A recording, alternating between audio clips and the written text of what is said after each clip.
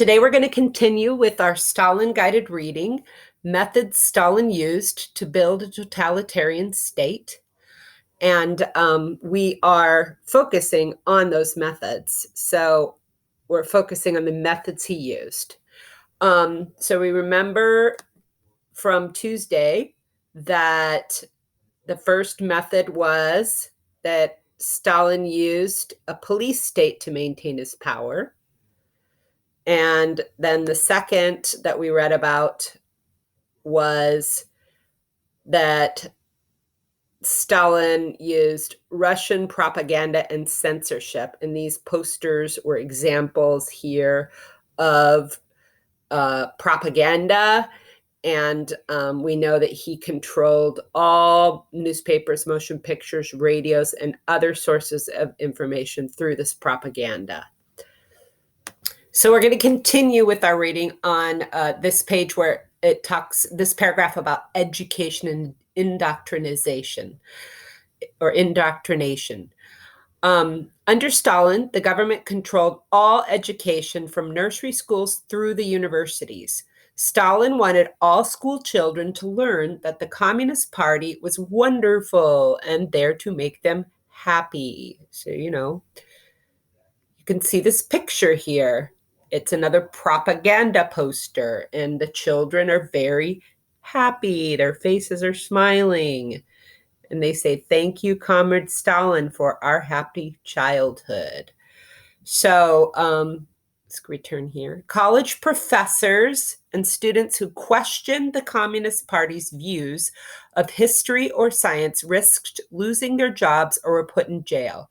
Party leaders in the Soviet Union lectured workers and peasants on the ideals of communism. They also stressed the importance of sacrifice and hard work to build the communist state.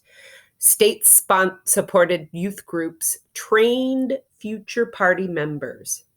And we're going to click here to see this video of happy Russian children.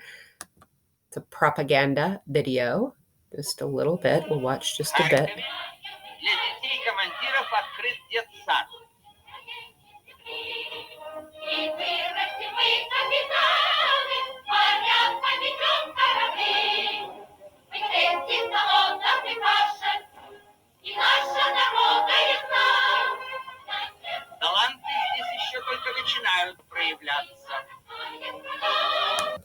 Okay, the next method was famine. And let's look at the dictionary here.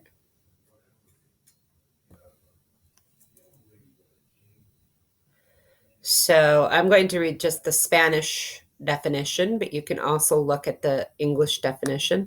Hambruna. Famine means hambruna en español. Existe una hambruna cuando un gran número de personas no puede obtener suficiente comida durante largos periodos de tiempo. Las personas en una hambruna pueden morir de hambre y enfermedad. Los desastres naturales, incluidos los periodos secos sin lluvia, terremotos o inundaciones, pueden causar hambrunas al destruir los cultivos, al dificultar el suministro de alimentos a las personas que los necesitan. Pero la cosa por Stalin era que no fue de un desastre natural, era sus propios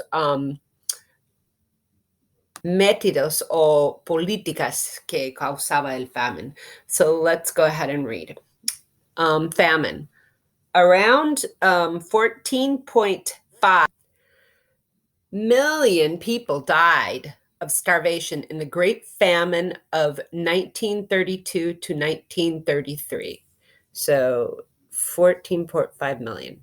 And you can see the picture here. It shows a starving Russian family photographed in 1933 during an investigation into the famine in Ukraine and Kazakhstan. So here you see Kazakhstan, Ukraine and Kazakhstan were especially hard hit. And unlike other famines where drought was the main cause, That means que no había bastante agua, drought. It was, or lluvia. It was Stalin's policies towards industrialization and away from small farm food production that contributed to this disaster. So his policy. In addition, Stalin used the food shortages strategically, making sure that certain areas were affected more than others. Eso quiere decir que él usaba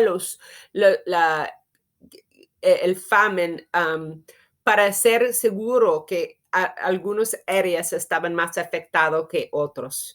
That's terrible. Horrible. He welcomed many of the deaths, especially when it came to enemies of the state, kulaks and idlers, those who did not work on the collective farms.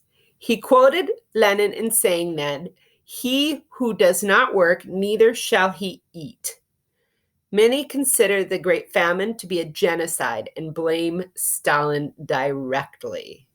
Entonces, eso quiere decir, es muy importante que ustedes entiendan eso.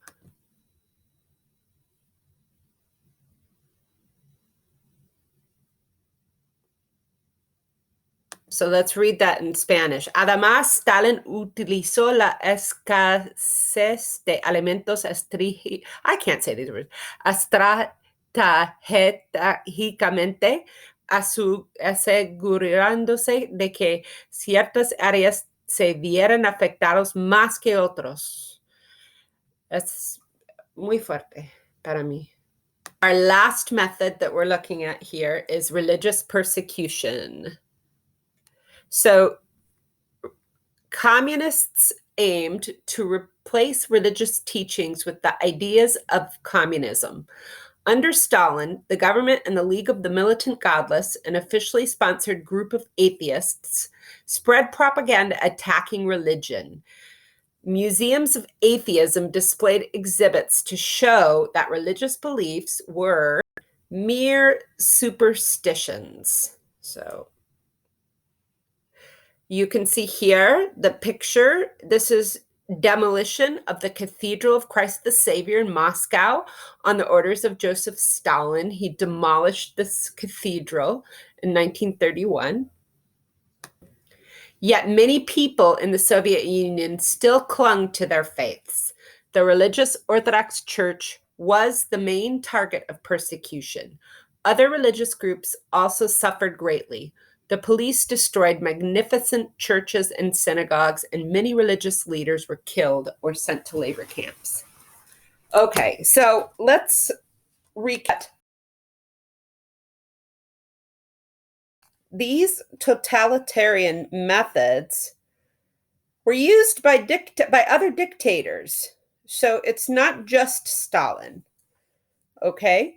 Achieving the perfect communist state came at a tremendous cost to Soviet citizens. Stalin's total control of society eliminated personal freedoms in favor of the power of the state. The totalitarian methods Stalin used to control the Soviet Union, a police state, propaganda, education, and indoctrination, famine, and religious persecution were used by many other brutal dictators we will learn about in the rest of our course in world history.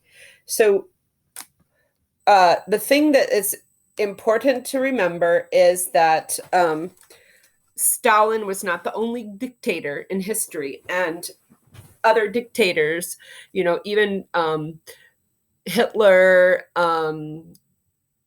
many other dictators used these methods to control their people. Okay? All right, goodbye.